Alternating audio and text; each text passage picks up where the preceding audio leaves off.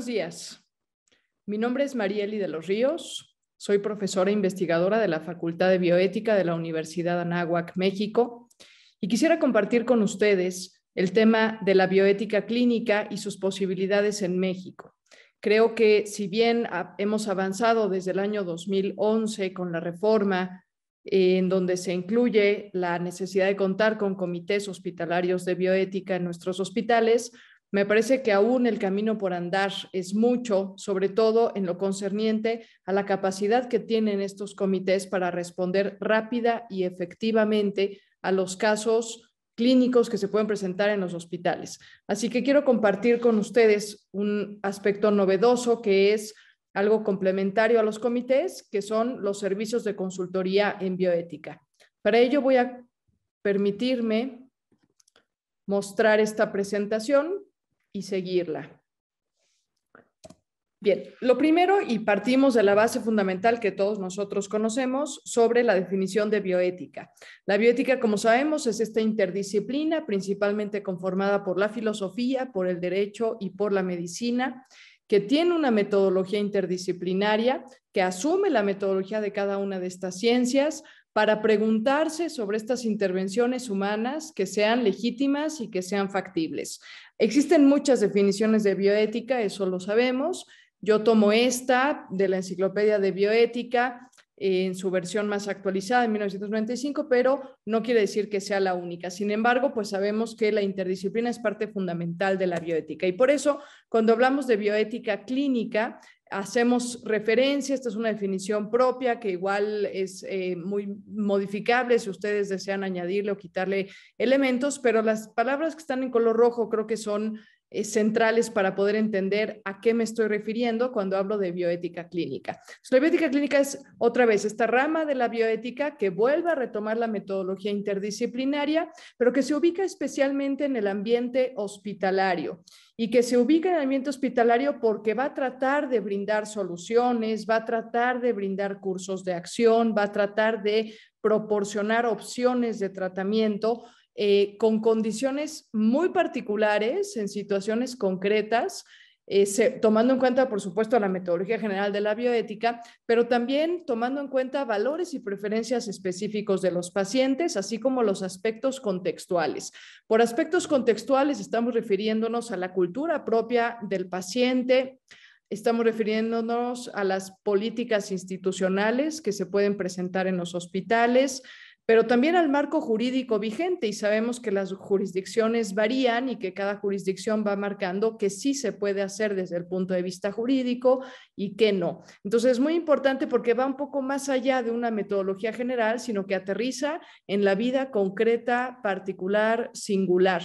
Y por eso este tipo de bioética comúnmente se le ha denominado como bioética en la cama del paciente, es decir, es una bioética que se aproxima al enfermo y que desde ahí, desde esa circunstancia concreta, pero también sumamente compleja por la cantidad de emociones que se pueden vertir en un caso clínico y por la cantidad de elementos que hay que considerar, pues también necesita una cierta preparación que va más allá de los planes de estudio de las maestrías y de los doctorados en bioética.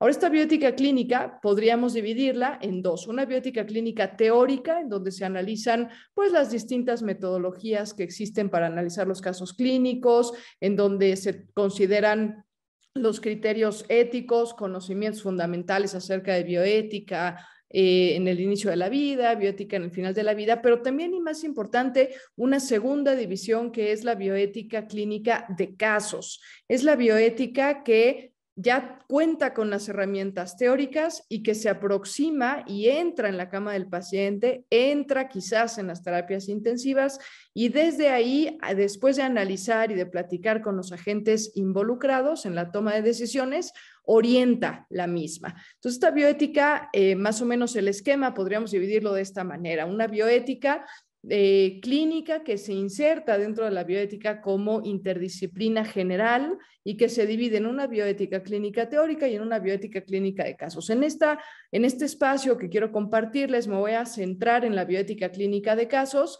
que como les comenté coloquialmente se le conoce como la bioética en la cama del paciente, pero que el nombre oficial son los servicios de consultoría en bioética o los servicios de consultoría en ética clínica. Aquí, así es como surge principalmente en los Estados Unidos, que es en donde tiene su origen esta rama de la bioética a la que quisiera yo platicarles. Entonces, la American Society for Bioethics and Humanities, que probablemente muchos de ustedes conozcan, tiene un grupo especial, un grupo de interés especial sobre bioética clínica, y dentro de la bioética clínica tiene un grupo de interés especial sobre los servicios de consultoría en bioética.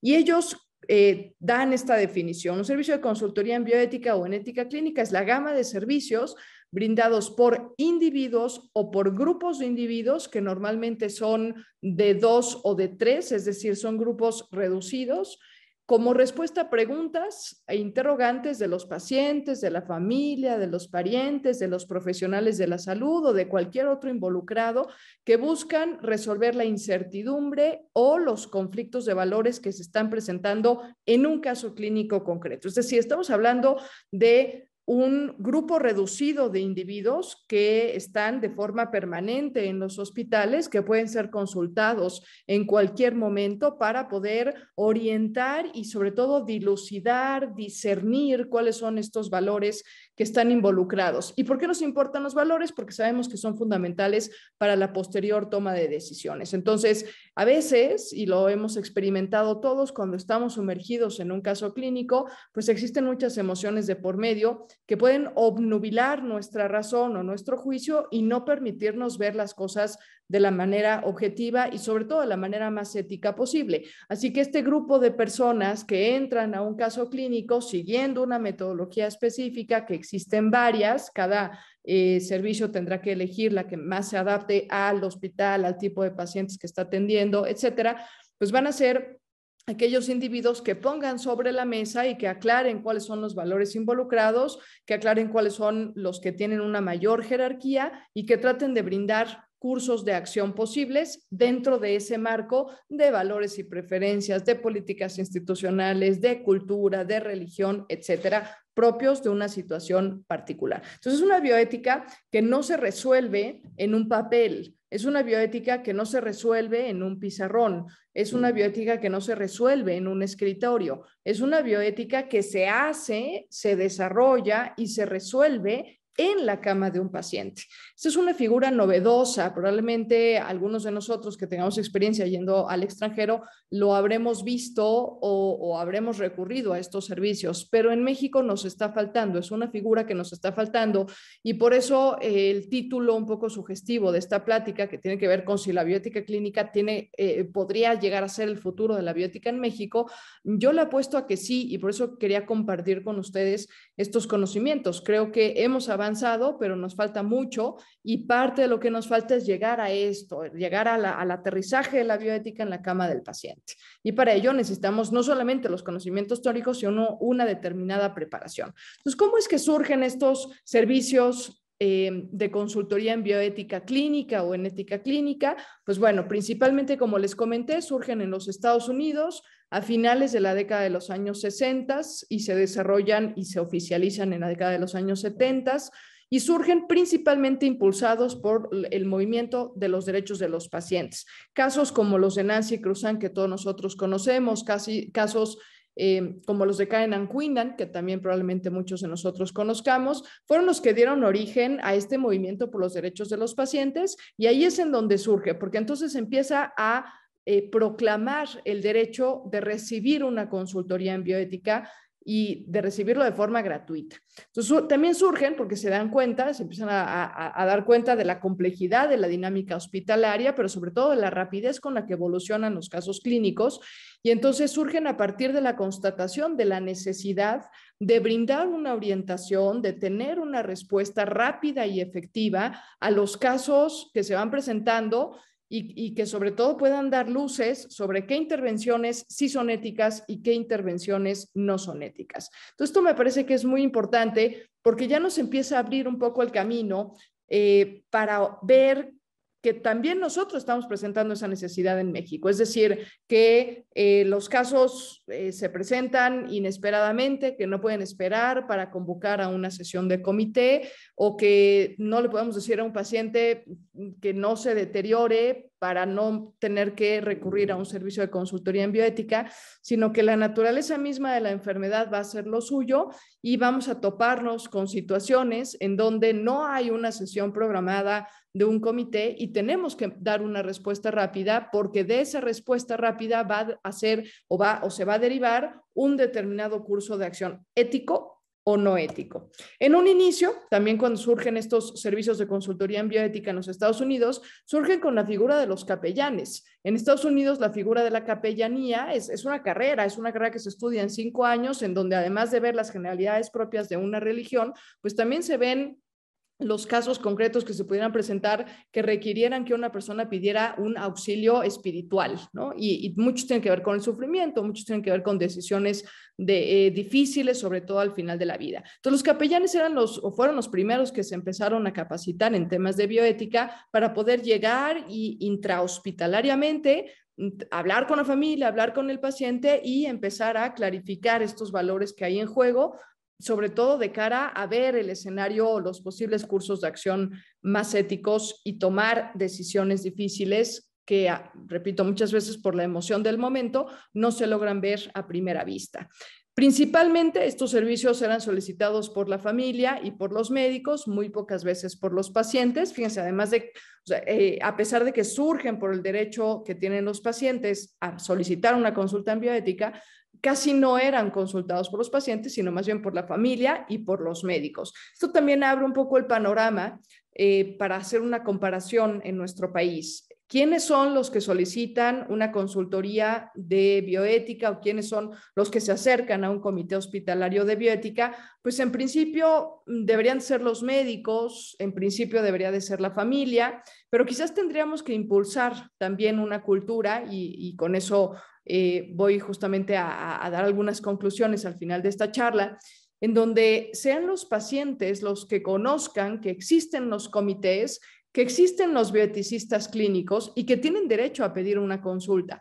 Y eso no quiere decir que estén dudando de la expertise del médico o de la buena práctica médica. Eso no quiere decir que estén dudando de la reputación hospitalaria o de la misión que tenga esa institución hospitalaria.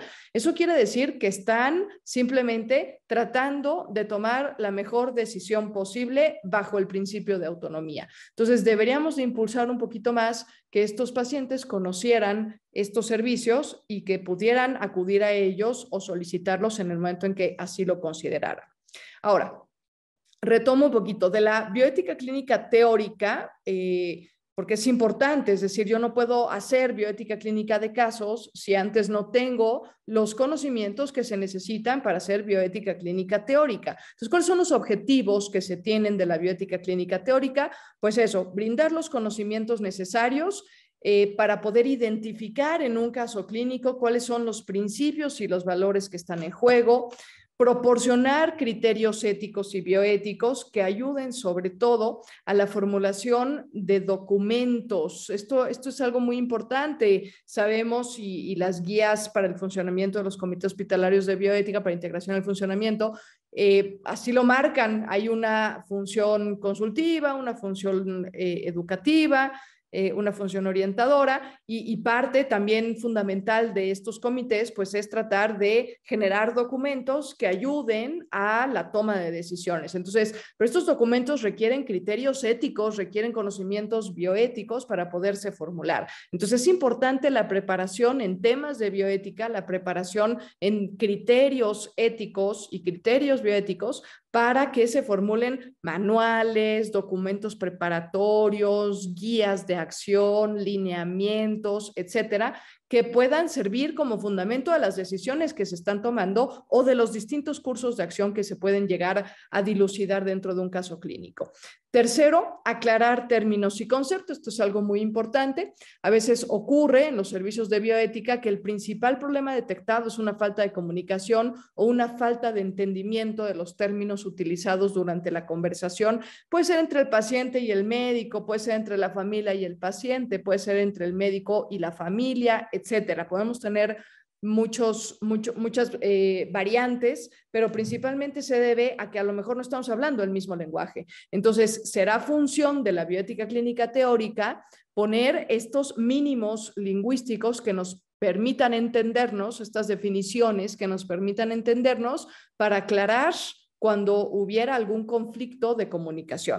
Y por último, ofrecer este marco de conceptos legales, de conceptos médicos, de conceptos filosóficos, de conceptos bioéticos, que ayuden no solo a clarificar, no solo a hacer los documentos, no solo a detectar los valores y los principios, sino que puedan brindar un piso parejo, que puedan brindar una homologación y que nos ayuden a los bioeticistas a que no importa si estamos atendiendo en la Ciudad de México o en el Estado, no importa si estamos atendiendo en Veracruz o en Puebla, hablemos el mismo lenguaje y nos podamos dar a entender unos con otros. Eso me parece fundamental porque es parte de la profesionalización que se debiera de tener en todos los bioeticistas, pero que es particularmente importante en los bioeticistas clínicos. Entonces, creo que es fundamental entender esto. Entonces, ya que tengo esto, ya que tengo estos conocimientos armados, ya que tengo una solidez en la preparación de mis bioeticistas, pues ahora sí puedo hablar de cuáles son los objetivos que se tienen en una bioética clínica en la cama del paciente,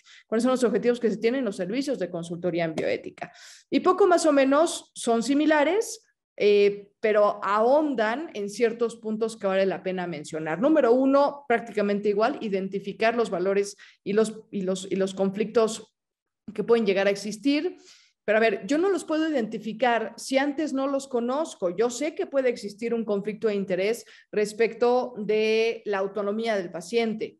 Yo sé que puede existir un conflicto de interés con menores o con adultos mayores, ¿no?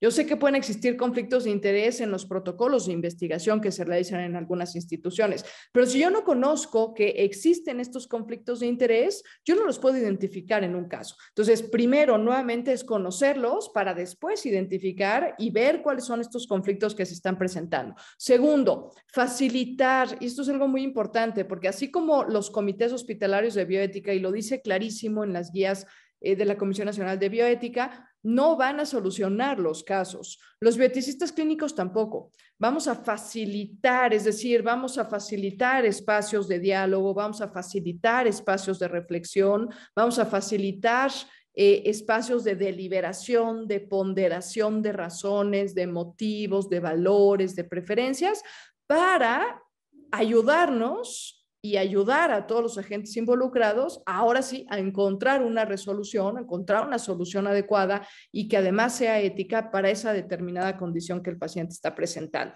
Tercero, promover prácticas consistentes con normas y con valores. Esto es algo también fundamental porque es parte de sentirte esencial en la misión hospitalaria y por eso los bioeticistas clínicos bueno, las discusiones hablan acerca de si deben de estar y formar parte del hospital o deben de brindar sus servicios mediante los servicios profesionales por honorarios, etcétera. Pero al final del día me parece que son ellos la cara, igual que el Comité Hospitalario de Bioética, la cara ética de la institución. Y entonces, en ese sentido, uno tiene que no solamente conocer la misión hospitalaria, sino tratar de llevarla a la práctica de forma transversal, lo mismo con un paciente que con un profesional de la salud, que con un familiar, pero también con otros agentes que también sabemos que están involucrados dentro de un caso clínico concreto. Entonces, es importante.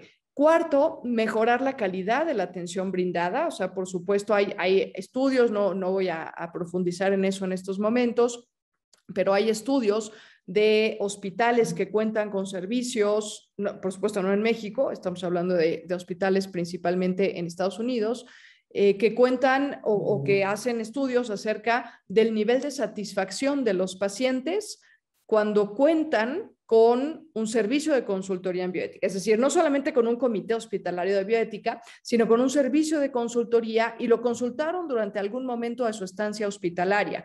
Incluso hay un estudio que marca una reducción considerable de más del 60% de las demandas cuando se ha intervenido con un servicio de consultoría en bioética. De las demandas normales que recibiría un hospital, los servicios de consultoría reducen esas demandas. ¿Por qué? Porque incrementan la calidad de los servicios que se les están brindando a los pacientes y por ende incrementan su satisfacción. Hacer más eficaz la utilización de los recursos, sobre todo quizás antes de la pandemia no nos planteábamos esto, o quizás solo en algunas regiones. Ahora, después de la pandemia en que tuvimos una escasez terrible de recursos y tuvimos que tomar decisiones muy duras respecto de cómo cómo racionar estos recursos, pues claro, evidentemente este es un punto crucial, no volver a esperar a que se venga otra pandemia, sino ya empezar a hacer planes de acción para cómo le vamos a hacer para eficientizar más nuestros recursos.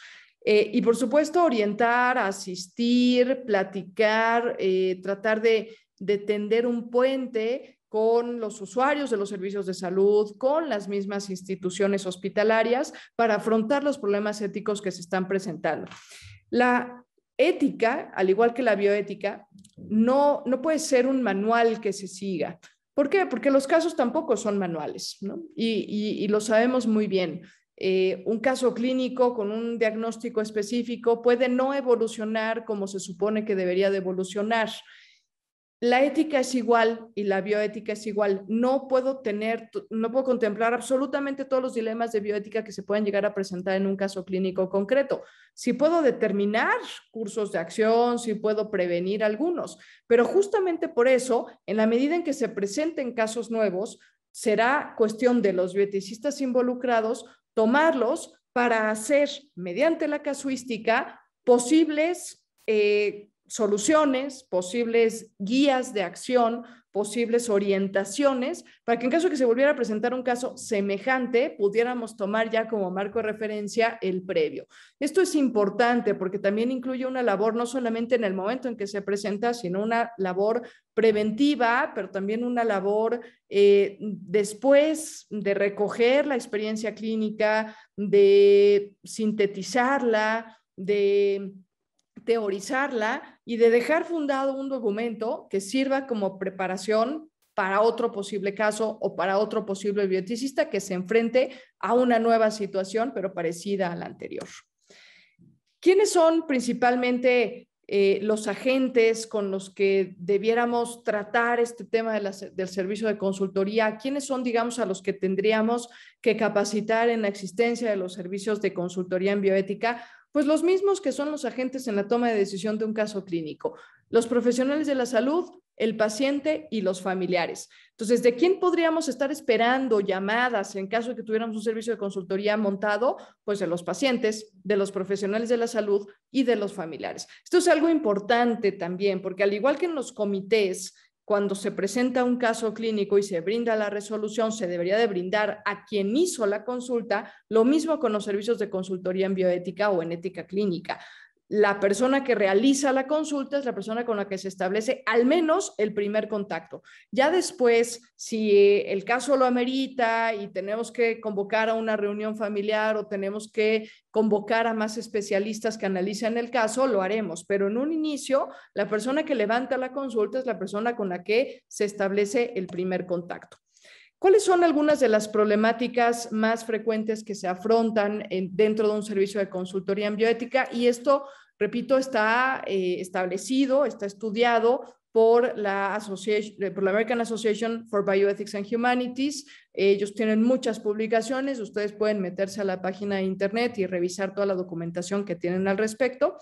Principalmente son las mismas que los comités, es decir, pues toma de decisiones sobre tratamientos y cursos de acción, dilemas bioéticos en el fin de la vida, eutanasia, suicidio asistido, ensañamiento terapéutico, etcétera, dilemas bioéticos al inicio de la vida, técnicas de reproducción asistida, aborto, diagnóstico prenatal, etcétera, los mismos que ya todos nosotros conocemos, temas de privacidad y de confidencialidad de los pacientes. Uno pudiera pensar que este es un asunto del departamento jurídico del hospital, y en efecto lo es, pero alguien tiene que soltar la alarma. Y si no se está cumpliendo las políticas de privacidad y de confidencialidad de datos personales, el bioeticista debería de decirlo, debería de ir con el jurídico para mejorar esa situación y que se le brindara más atención a este punto, que es además un punto muy delicado. Profesionalismo en la práctica médica, esto también a veces discúlpenme la expresión tan coloquial, pero puede pisar callos por ahí. Es decir, uno tiene como bioeticista, si detecta que hay alguna situación poco ética por parte de algún colega, pues también deberíamos de hablar y también debería la palabra no es denunciar, pero sí se debería de abrir la conversación al respecto, porque puede ser que gracias a esa situación se termine dañando a un paciente. Entonces, no es que le corresponda al bioeticista, pero pudiera tener que estar el bioeticista involucrado o pudiera tener que ser él el que llevara esta situación. Dilemas bioéticos de justicia y distribución de recursos, los que ustedes quieran. Tuvimos muchos durante la pandemia. Podemos volver a tenerlos, no estamos exentos de volver a tener otra pandemia, pero también a veces sin pandemia tenemos que distribuir recursos y tenemos, sobre todo, piensen ustedes en trasplantes de órganos, ¿no? Entonces tenemos que tomar decisiones ahí. Dilemas bioéticos en investigación, y aquí quiero ser muy clara, también parte de la reforma y de la iniciativa que se tuvo en el 2011 para involucrar comités hospitalarios de bioética, pues ustedes saben que también se propuso incorporar comités de ética en investigación. Entonces, si bien nuevamente este es un asunto que tiene que ver con los comités de ética en investigación, si no se lleva el caso para allá, pues no se va a resolver. Y a veces los dilemas bioéticos van de la mano o incluyen algunas situaciones problemáticas en materia de investigación. Por ende, deberían también de ser los bioeticistas clínicos los que brindan un servicio de consultoría en bioética, o bien los mismos comités hospitalarios de bioética, los que pudieran derivar estas situaciones a los comités de ética en investigación. No es que les corresponda a los de bioética resolverlos, pero sí les corresponde derivarlos, sí les corresponde llevarlos al área correspondiente. Y por supuesto, muchos conflictos de interés, ¿no? Que puede haber desde los protocolos de investigación hasta malas prácticas, pero también pensemos en situaciones conflictivas que tienen que ver con intereses de parte de algún familiar, ¿no? De parte o del mismo paciente, ¿no? Entonces, pensemos también en ese tipo de situaciones, y por eso el bioeticista clínico, a mí siempre me gusta poner una metáfora y decir que los bioeticistas clínicos son, digamos, como una especie de Sherlock Holmes, es decir, entran a un caso y tienen que tratar de detectar pistas, tratar de detectar claves, hablar con uno, hablar con el otro, leer la circunstancia, tratar de determinar, de sacar de los discursos cuáles son los valores involucrados, cuáles son las preferencias específicas, por qué se tomaron las decisiones, por qué se están tomando las decisiones, etcétera. Y cuando uno entra a los casos clínicos así, uno descubre que puede haber más de un conflicto de interés, y a veces hasta de quien no sabemos que puede existir ese conflicto de interés. Entonces, por eso es importante que no se resuelvan los casos sobre un escritorio ni en papel. Eso viene después, eso se hará posteriormente y quedará por escrito y quedará como un documento que pueda ayudar a la resolución futura. Pero en el momento, el caso se resuelve ahí, en la cama del paciente, con la familia, con el médico, con el paciente, con las emociones del momento, con los malos ratos del momento, con los enojos del momento, con las situaciones de tristeza y de desconcierto del momento. Entonces, por eso, nuevamente, no basta con tener los conocimientos teóricos, hace falta desarrollar las habilidades que se necesitan para poder entrar a un caso clínico complejo y resolver, tratar de mediar la situación y tratar de proponer, o por lo menos brindar elementos para una reflexión más lúcida sobre los distintos cursos de acción. ¿Cuáles son en la experiencia de la American Society for Bioethics and Humanities, cuáles son las razones más comunes por las que se han presentado los servicios de consultoría en bioética que han llamado por? Pues bueno, el principal de ellos tiene que ver con una falta de directrices anticipadas, ¿no? En nuestro país todavía sigue siendo un tema problemático, la voluntad anticipada. Es maravilloso contar con ello, pero todavía sabemos que no es a nivel federal, y eso a veces provoca que haya situaciones en donde la persona no tenga un documento de voluntad anticipada. Y aún en estados de la República que sí cuentan con la legislación correspondiente, pues todavía es un tema que culturalmente no se conoce a profundidad. Entonces, pues también es muy común encontrar casos de pacientes que no tienen un documento de voluntad anticipada, y esto, sabemos, nos mete en un problema enorme para tomar decisiones, sobre todo al final de la vida. Discrepancias entre médicos, familia y paciente, a veces es lo que les decía, o sea, es una cuestión de aclarar términos, de tratar de explicar las cosas con un lenguaje más sencillo, de tratar de explicar las cosas en momentos en donde no está la emoción a tope, por ejemplo, a veces tratamos de dar una noticia, pero las personas no están receptivas en esos momentos, pues bueno, tratar de, o ya se interpretó mal, o uno dijo una cosa y el otro escuchó otra, y ya se hizo un teléfono descompuesto. A veces se trata de eso solamente, de aclarar y de poner a todos en el mismo canal. Aclaraciones entre pacientes y doctores, es lo que les comentaba. Conflictos de interés, que ya también vimos que es una pues digamos, de las áreas que se resuelven dentro de un servicio de consultoría en bioética. A ver, la parte importante es detectar que existe un conflicto de interés. Ese conflicto de interés, según las partes involucradas, se resolverá ahí mismo y será un caso de bioética, o se resolverá en un comité de ética de investigación, o se resolverá con otras instancias en una dirección médica, por ejemplo, ¿no? Pero el punto importante es detectar que existe un conflicto de interés. Por eso a veces estos conflictos se encuentran por debajo del agua. Y nuevamente la insistencia es que por eso tenemos que insertarnos en el caso clínico. No lo puedo ver de fuera. Yo no puedo ver un conflicto de interés en un caso que me llega en papel. Yo no puedo ver un conflicto de interés en un caso que me contaron. Yo tengo que meterme al caso, tengo que hablar con el paciente, tengo que hablar con la familia, tengo que hablar con el médico, tengo que pasar rato con la familia y con el paciente para conocerlo, para ver sus reacciones, para ver sus ideas, sus prejuicios, su toma de decisiones, cómo está haciendo su toma de decisiones. Es curioso porque en México hablamos mucho del consentimiento informado, pero no nos preocupamos por lo que hay detrás del consentimiento informado, que es la capacidad para tomar decisiones de los pacientes. Una cosa es firmar el documento de consentimiento informado y otra cosa es que efectivamente ese consentimiento informado fue realizado con una capacidad plena para tomar decisiones por parte de los pacientes. Y a veces no nos preocupamos de este tipo de cosas. Bueno, pues es tarea de los bioeticistas preocuparse para que así suceda. Pérdida de autonomía en los individuos, protección de adultos y niños, decisiones otra vez al final de la vida, decisiones de asignación de recursos. Ahora en la pandemia, la verdad es que nosotros hicimos un experimento, montamos una consultoría en bioética acá en la Facultad de Bioética de la Universidad de Anáhuac, y pues creíamos que íbamos a tener muchas consultas por la saturación hospitalaria, la escasez de recursos, la cantidad de casos COVID que no se diagnosticaron a tiempo, los pocos ventiladores, etcétera. Y la realidad es que no fue así, tuvimos pocas consultas. Y haciendo el análisis de por qué habíamos tenido pocas consultas, pues resulta que hay un tema de fondo que es: nadie conoce qué es un servicio de consultoría en bioética. Conocen qué son los comités, pero no conocen qué es un servicio de consultoría en bioética. Si pudiéramos hacer que trabajaran de la mano los dos, porque se necesitan mutuamente, es decir, el trabajo de los comités necesita un bioeticista de planta, y los bioeticistas de planta no son nada si no tienen la estructura de un comité. Entonces, si pudiéramos hacer y unir estos dos conceptos, que es un poco el propósito un tanto provocativo de esta charla, pues creo que estaríamos del otro lado y tendríamos pues más consultas, pero además tendríamos más injerencia en la toma de decisiones y los pacientes terminarían más satisfechos con su tratamiento. Y por último, temas de trasplantes, ¿no? O sea, no solamente de a quién darle el órgano, sino, por ejemplo, garantizar que esa persona que lo va a donar de verdad lo esté haciendo de forma altruista.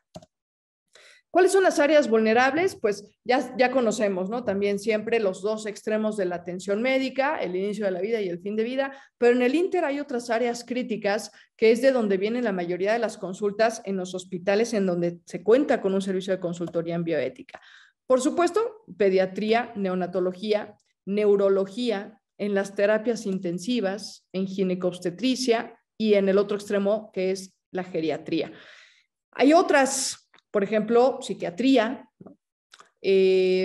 Por ejemplo, puede haber oncología, ¿no? También se necesitan muchas consultas en oncología. Es decir, estas son las que se reportan como las áreas más vulnerables. Eso no quiere decir que solamente estemos esperando casos de ahí. Puede haber casos que vengan de otras áreas y que deben de ser debidamente atendidos y sobre todo rápida y eficazmente atendidos. Pero bueno, son solo algunos de los ejemplos. Aquí la invitación es a pensar qué áreas hay en nuestras instituciones hospitalarias, de dónde están surgiendo los mayores casos clínicos, o sea, los mayores dilemas éticos, no solamente para resolverlos con un servicio de consultoría en bioética y con un comité hospitalario de bioética, eso está muy bien que lo hagamos, pero si yo detecto en dónde hay problemas éticos, también puedo hacer un análisis de qué es lo que los está originando. Y entonces hacer un plan de contención, pero también un plan de prevención.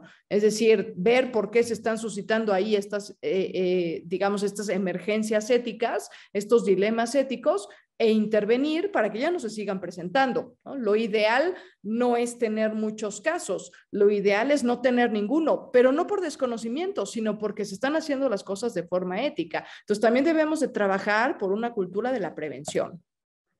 ¿Cuáles son las funciones ya propiamente de un bioeticista clínico que tiene la parte teórica sólida y que ahora ya va a entrar en un caso clínico concreto en la cama del paciente? Orientar para la toma de decisiones, clarificar términos, mediar entre los deseos del personal sanitario y los deseos del paciente. Y ojo, a veces esto nuevamente no está en la superficie. Uno tiene que ir a la profundidad del caso, uno tiene que platicar con el paciente y no solamente una plática de 15 minutos, uno tiene que platicar con el paciente a veces varios días y a veces ver si es consistente con sus deseos durante esos varios días, o un día dice una cosa y el día siguiente dice otra cosa, porque entonces su autonomía está siendo afectada por algo que hay que averiguar, que puede ser una enfermedad psiquiátrica, que puede ser un estado de nerviosismo, que puede ser un estado de depresión, que puede ser un estado de soledad, no lo sé, pero hay que indagar. Entonces uno necesita tiempo con los pacientes. Emitir recomendaciones que, al igual que con los comités hospitalarios de bioética que ustedes conocen, no son vinculatorias. Emitir documentos para prevenir conflictos en un futuro. En caso de donación de órganos, hay comités de trasplantes y hay comités de donación, pero sería muy conveniente que en alguna de sus sesiones pudiéramos estar los bioeticistas para asegurar que efectivamente no hay conflictos de interés, que no ha habido ni está habiendo manipulación, que no ha habido ni está habiendo coerción, que no ha habido ni está habiendo pagos por los órganos. Y entonces, en ese sentido, en los hospitales, en algunos hospitales de Estados Unidos que cuentan con los servicios de consultoría en bioética, los posibles donantes no solamente pasan por el comité de trasplantes y el comité de donación, sino que además pasan por el comité hospitalario de bioética para determinar que efectivamente no hay ninguno de estos conflictos de interés que pudieran alterar la eticidad de una donación. Asegurar que se cumplan los últimos deseos del paciente, o sea, tratar, por supuesto, si tiene un documento de voluntad anticipada, de que se sigan las instrucciones que ya dejó por escrito. Y si no lo hay, pues tratar de ver si lo podemos obtener, o sea, tratar de ver si podemos, en el tiempo que el paciente esté lúcido y consciente todavía, tratar de ver si podemos tener algún documento de estos, o prevenir en caso de que el paciente esté a punto o podamos ver que ya no está, o que está semiconsciente con tendencia a ya estar inconsciente completamente, pues tratar de prevenir, hacer algún plan de prevención sobre quiénes van a ser los disponentes secundarios, quiénes van a tomar decisiones, etcétera, ¿no? O sea, qué hubiera querido, qué le gusta, qué no le gusta, algún día habló de su muerte, cómo quiere que sea, si quiere que sea cremado, si quiere que sea enterrado, es decir, pues tratar en la medida de lo posible, aunque no haya documentos, tratar de que se sigan estos últimos deseos del paciente. Intervenir para la asignación de tutores, sobre todo en casos de adultos mayores incapaces o de niños. Eso normalmente no es que lo tengamos que hacer los bioeticistas otra vez, pero sí nosotros tenemos que derivar los casos hacia las autoridades correspondientes. Intervenir en los planes de alta de los pacientes, esto también lo hacemos también en los comités hospitalarios de bioética. Una alta, sabemos que uno tiene, no solamente depende de la condición favorable del paciente, sino del a dónde va a ir ese paciente, de a dónde va a llegar, cuáles son las condiciones de su casa, cuáles son sus cuidadores, quién va a atenderlo, quién va a trasladarlo, quién va a llevarlo a sus consultas posteriores, si tiene o no condiciones higiénicas en su casa, etcétera. Entonces, pues tratar ahí también, eso lo hacen maravillosamente bien quienes se dedican al trabajo, al servicio, los trabajadores sociales de los hospitales normalmente son quienes realizan esto, pero si nosotros como bieticistas podemos darles información que hayamos obtenido por parte del paciente, pues por supuesto que estos planes de alta van a ser mucho más efectivos y mucho más convenientes para la recuperación posterior del paciente. Y a veces también hay que decirlo, pues también es el apoyo emocional que tienen la familia, que tiene el paciente, que tiene el médico, etcétera. Aquí voy a hacer dos aclaraciones. La primera, los bioeticistas clínicos no somos la panacea de absolutamente todos los problemas. Eso es un mito que hay que erradicar. A veces, cuando uno hace una consulta en bioética, no cae bien y a veces no entramos como cuchillito en mantequilla, eso también hay que decirlo, ¿no? A veces nuestra presencia es incómoda porque preguntamos, porque indagamos, porque a lo mejor a veces hacemos alguna asunción o alguna interpretación de algo que no es. Entonces, no siempre vamos a ser bien recibidos, a pesar de haber realizado la consulta al paciente o la familia o el médico, no siempre la figura del bioeticista es la panacea, punto número 1.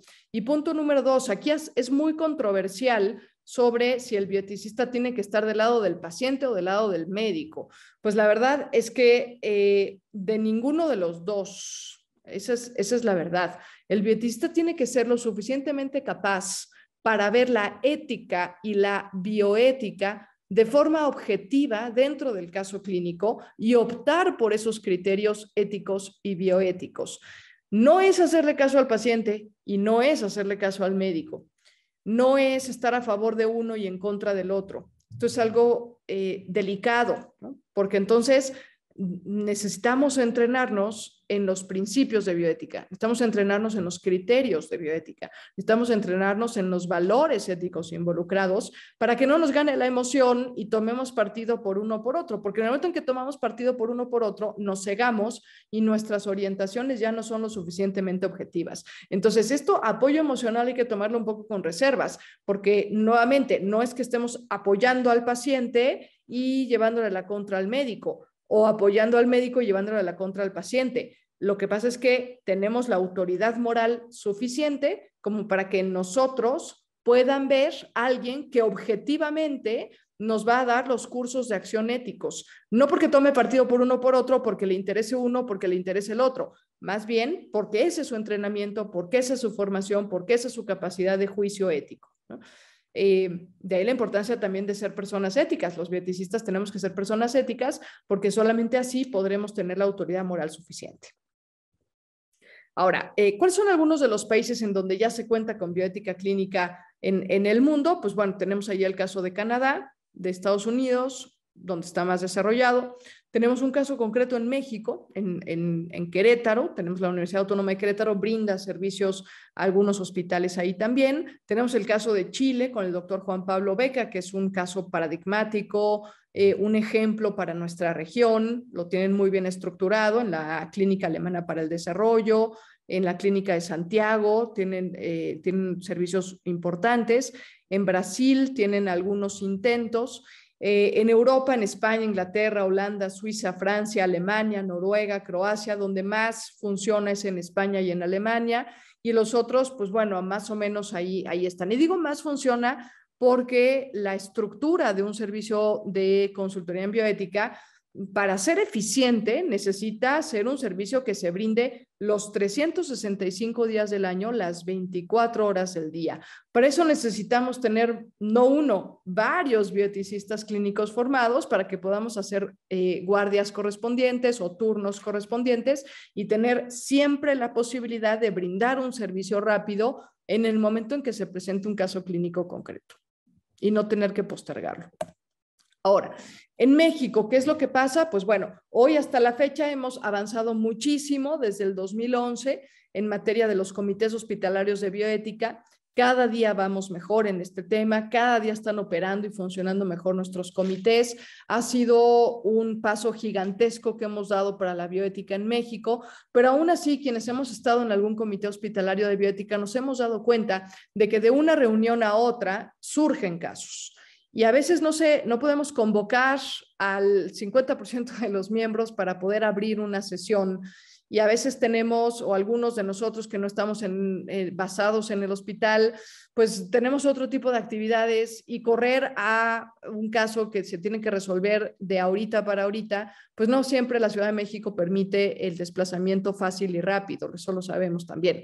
Entonces nos hemos dado cuenta y hemos constatado que necesitamos acompañar la figura de los comités hospitalarios de bioética, de bioeticistas que estén basados dentro de los hospitales. Pero también en el momento en que hemos tomado estas decisiones, en el momento en que nos hemos percatado de esto y hemos hecho algunos intentos, también nos topamos con que nuestra formación sigue siendo una bioética clínica teórica, perdón. Sigue siendo una bioética clínica en donde no terminamos de aterrizarlo más que a lo mejor en un papel. Y eso nos dificulta cuando nos metemos en un caso clínico en la cama del paciente porque no sabemos cómo manejar las emociones. Repito nuevamente, los conocimientos son imprescindibles, pero también necesitamos otro tipo de habilidades. Esta asociación que les he comentado, la American Society for Bioethics and Humanities, sacó hace unos años un manual en donde establece cuáles son los conocimientos, cuáles son las habilidades y cuáles son las aptitudes que se necesitan para ser bioeticista clínico. Hoy por hoy en México nos estamos quedando con los conocimientos teóricos y quizás con algunas habilidades, pero no estamos desarrollando todas las habilidades que se necesitan. ¿Cuáles son? Por mencionar algunas: mediación de conflictos, comunicación de malas noticias, habilidad para resolver situaciones de crisis, ¿no? Etcétera, ¿no? Que son las típicas que se ocasionan en un cuarto de un hospital. Entonces, necesitamos, a la par de desarrollar esta figura, necesitamos empezar a capacitar a nuestros bioeticistas. Nuestras especialidades, nuestras maestrías, nuestros doctorados tienen que empezar a ir acompañados de la inserción en hospitales, tienen que empezar a ir acompañados de la experiencia clínica concreta, no solamente de los conocimientos, no solamente de resolver un caso o una simulación de un caso, que mucho ayuda, pero necesitamos el contacto con la realidad, necesitamos entrar en una situación conflictiva, eso es lo que necesitamos, y ahí capacitar a nuestros bioeticistas para que sean capaces de moderar, de controlar, de contener y de orientar sobre todo. Eso hoy por hoy nos está faltando en nuestros planes de estudio y nos está faltando como bioeticistas en nuestro país. Falta de conocimiento sobre la metodología de análisis de casos clínicos. Hay muchas metodologías. 4 son las que se conocen en nuestro país gracias a las guías para la conformación e integración de los comités hospitalarios para la integración y el funcionamiento de los comités.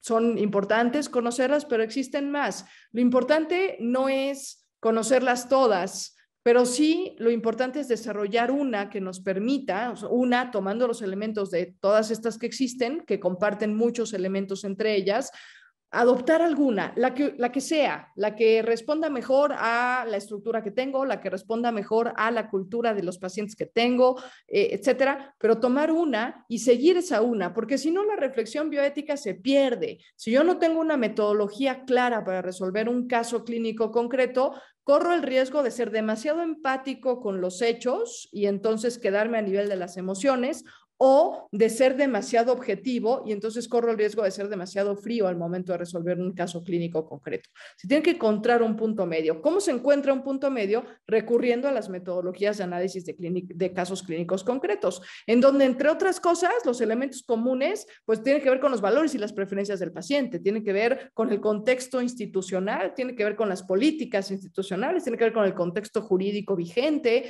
tiene que ver con, por supuesto, el hecho clínico concreto, el hecho empírico, la historia clínica. Es decir, hay varias metodologías, comparten elementos. No importa cuál es la que tú agarres, no importa cuál es la que en tu hospital se adopte, adopta una, la que sea, pero síguela. O adopta una y tropicalízala. Pon elementos que sean más ad hoc a la dinámica hospitalaria, pero necesitamos una metodología. Y las conocemos, pero las conocemos poco. Nos hace falta ese tipo de conocimiento. Y por supuesto en México tenemos el reto de una cultura, de una religión, de lenguas nativas, pero también tenemos problemas sociales como una práctica de la medicina todavía muy paternalista, como prácticas de marginación y de exclusión gracias a sistemas machistas y patriarcales, altísimos índices de violencia intrafamiliar sobre todo, pero también de violencia urbana, fanatismos religiosos. Tenemos una complejidad y una amalgama de elementos que dificultan todas las consideraciones que se deben de tener. Por eso es importante también conocer un poquito de la cultura mexicana, conocer un poquito de las cosmovisiones indígenas, conocer un poquito de cómo es el tema hacia las mujeres, por ejemplo, la violencia hacia las mujeres, cómo es el tema del abandono hacia los adultos mayores. Porque no es así en Estados Unidos, porque no es así en Canadá, porque no es así en Chile, porque no es así en Argentina, porque no es así en Brasil, porque no es así en España. Entonces, si yo voy a analizar un caso clínico, tengo que conocer el entorno en donde ese caso clínico se está presentando. Desafortunadamente, nos hace mucha falta conocer esto también y nuestros planes de estudio tampoco lo están incluyendo. Esa es la realidad, ¿no? Ese es el diagnóstico que tenemos enfrente de nosotros. Y de ahí se deriva que entonces tenemos al menos 4 retos que yo he identificado. El primero de ellos tiene que ver con el reto cultural. Es un reto importante, sobre todo en la práctica de la medicina hospitalaria en nuestro país.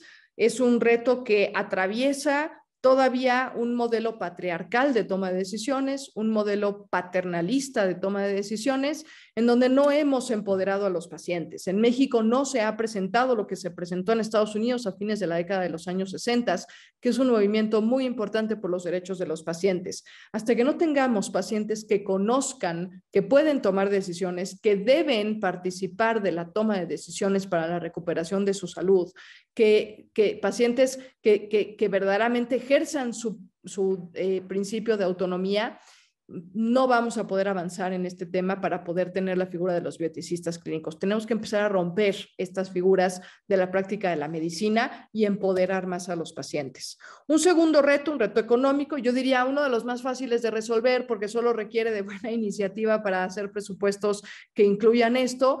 Pero bueno, al final también se necesita el destino de los recursos económicos, que tampoco, sobre todo en hospitales públicos y desde la Secretaría de Salud, tampoco es boyante. Entonces, necesitamos trabajar, picar piedra para tener recursos destinados para generar plazas de bioeticistas dentro de los hospitales.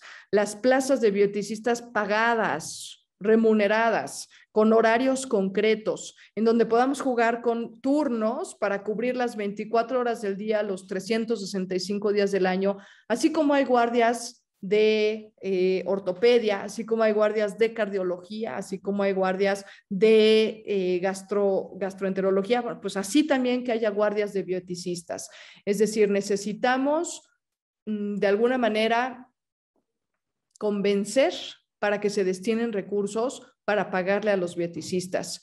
Los comités hospitalarios de bioética son valiosísimos y los comités hospitalarios de bioética pueden llegar a cubrir los viáticos sobre todo de gente externa que tengan que trasladarse a un hospital para tener una reunión del comité, pero hoy por hoy no son remunerados. Y qué bueno que no lo sean, porque entonces no hay conflicto de interés, pero tampoco se asegura, nuevamente, que de un caso a otro o de una reunión a otra no existan muchos huecos que dejemos volando porque no tenemos bioeticistas preparados para atenderlos.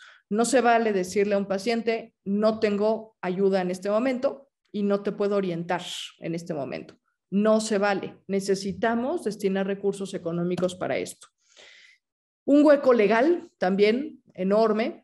Hoy por hoy, si ustedes se fijan, los bioeticistas no cabemos dentro de la Ley General de Salud. Eso es una realidad doliente para los bioeticistas. No somos parte de los profesionales de la salud, no estamos reconocidos como parte de los profesionales de la salud. Si llegáramos a tener acceso a los expedientes clínicos, lo tenemos porque somos médicos, pero no porque seamos bioeticistas. Yo personalmente no soy médico y yo no puedo tener acceso a los expedientes clínicos de los pacientes, ni siquiera con mi cédula profesional de bioeticista. Entonces necesitamos la incorporación de la figura de los bioeticistas dentro de nuestra Ley General de Salud para poder hacer avanzar este tema y contar con bioetistas preparados en el país. Y el reto social, que tiene que ver con expandir la cultura de la bioética en México, no solamente de la bioética, que ya hemos hecho mucho y que la Comisión Nacional de Bioética ha hecho enormes avances en materia de la cultura bioética en México, sino dar a conocer que existe un comité, que existen bioeticistas que pueden acompañar la toma de decisiones. Es increíble que los pacientes no sepan, es increíble que la familia no sepa, es increíble que a veces ni siquiera los médicos saben que existe un comité hospitalario de bioética dentro de sus instituciones. Necesitamos expandir, necesitamos dar a conocer, necesitamos medios masivos de comunicación que den a conocer nuestra labor, no por el reconocimiento, sino por el bien que podemos llegar a hacer. Para ir ya cerrando esta charla, solo ahí para reflexionar, ¿no? O sea, me parece importante que trabajemos de la mano los comités hospitalarios de bioética con los servicios de consultoría en bioética. Uno no debe sustituir al otro, y si lo sustituyes porque algo estamos haciendo mal, debemos de trabajar de la mano y debe ser un trabajo colaborativo para sumar esfuerzos. ¿Por qué? Porque cada uno tiene sus peculiaridades. Los comités hospitalarios de bioética manejan un mínimo de 6 a 20 miembros, así están las guías, mientras que en los servicios de consultoría se realizan por un individuo o por pequeños grupos de individuos. ¿Qué va a ser más fácil?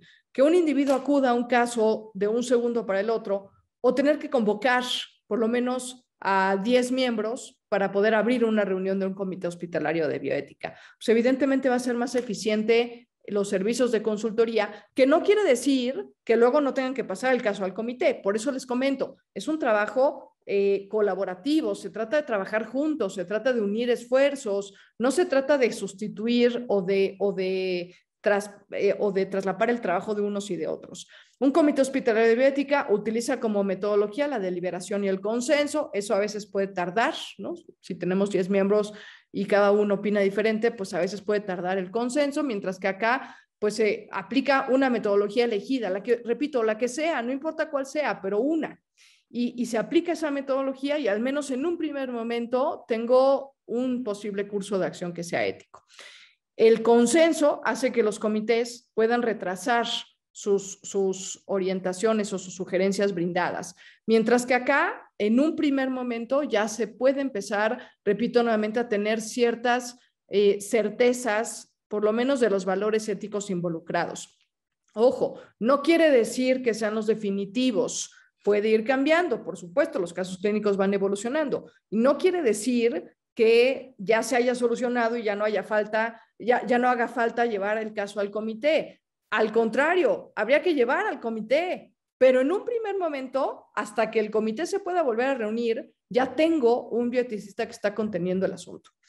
Por eso también, y así está marcado incluso en las propias guías, los comités operan con sesiones programadas. Cada año hacen su plan y pueden sesionar, al menos tendrán que sesionar 6 veces al año, pero hay comités que a lo mejor sesionan cada semana, hay comités que a lo mejor sesionan cada 15 días, pero nuevamente yo a un paciente no le puedo decir, espérame, no te puedo solucionar el asunto hasta la próxima reunión de un comité. Yo necesito tener disponibles las 24 horas del día, los 365 días del año, perdón que sea tan repetitiva con esto, pero es que es importante, para que yo pueda atender estos casos clínicos que se presentan entre una reunión y otra y atenderlos rápidamente. Por eso es como ir desahogando un poquito, ¿no? O sea, habrá cosas que sean más ad hoc para resolver, habrá casos que tengan muchas más posibilidades de resolverse en un periodo de tiempo más prolongado que casos que tengan que ser resueltos casi ese mismo día, ¿no? Por la gravedad del asunto. Entonces, bueno, discernir qué casos pueden esperar, qué casos no, y de esos casos que no, pues a lo mejor luego rebotar la idea también con los comités, sobre todo de cara a prevenir una nueva situación de este tipo, de cara a analizar por qué se presentó esta situación, cómo podemos hacer planes de acción para evitar que se vuelva a presentar, etcétera, ¿no? Entonces, creo que es importante nuevamente la colaboración tanto de los comités hospitalarios de bioética como de los servicios de consultoría en bioética. Bien, ¿qué conclusiones o qué reflexiones podemos extraer de estas láminas? Pues la primera de ellas, reafirmar, confirmar que la bioética clínica pertenece a la bioética, que es una rama de la bioética, que utiliza la misma metodología interdisciplinaria que la bioética, pero que a diferencia de la bioética general, la bioética clínica se efectúa en situaciones concretas y particulares, con un nombre y un apellido concreto de un paciente, con una condición específica de un paciente, con una situación económica, cultural, religiosa específica de un paciente. Y entonces la complejidad de elementos a considerar se vuelve mucho más grande. Segundo, que los servicios de consultoría en bioética surgen a partir de que efectivamente suceden casos de una reunión a otra, es decir, suceden de un caso resuelto al otro y que no pueden esperar, que hay ciertos casos clínicos que se tienen que resolver con carácter de urgente y que estos servicios de consultoría ayudan a atender estos casos de forma rápida y eficaz, por supuesto, garantizando que esas resoluciones o esos cursos de acción tienen fundamentos éticos, porque como les comenté, es imposible hacer bioética clínica de casos si antes no tengo los conocimientos sólidos requeridos.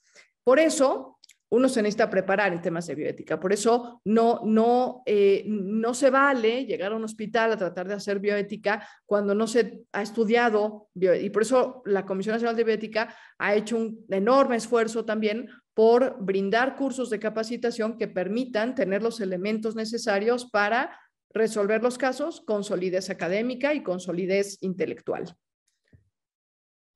Nuestro país requiere cada vez más bioeticistas preparados que puedan iluminar las discusiones teóricas, pero que también puedan atender los casos clínicos concretos. Necesitamos actualizar planes de estudio, necesitamos generar nuevos planes de capacitación, pero necesitamos sobre todo meter bioeticistas ahí donde hacen falta. ¿Dónde hacen falta? En los hospitales principalmente, en las camas de los pacientes principalmente. Ahí es en donde hacemos falta. Entonces, nuestro país hoy presenta esta necesidad que no podemos pasar por alto y que necesitamos atender. Por eso, la solución pues, es tratar de implementar en la medida de nuestras posibilidades o empezar a trazar el caminito para tener servicios de consultoría en bioética que trabajen a la par de los comités hospitalarios de bioética. Y para ello, pues tenemos que empezar a tratar de resolver o tratar de pensar juntos ¿cómo le vamos a hacer para resolver el reto social, el reto económico, el reto legal y el reto cultural? Son 4 retos muy grandes, pero también es muy grande nuestro deseo de hacer que la bioética llegue ahí a donde hace más falta, que es en la cama de un paciente. Bien, pues de mi parte eso sería todo. Yo les agradezco su atención, les agradezco la visualización de esta charla. Ahí está mi correo electrónico para lo que se les ofrezca y agradezco particularmente a la Comisión Nacional de Bioética el que me haya permitido grabar esta sesión y compartir con ustedes estos conocimientos. Ojalá que caigan en tierra fértil y ojalá que en algún momento estemos todos pensando en cómo implementar la figura del bioeticista de forma más oficial y más profesional en nuestro país. Pues muchísimas gracias nuevamente.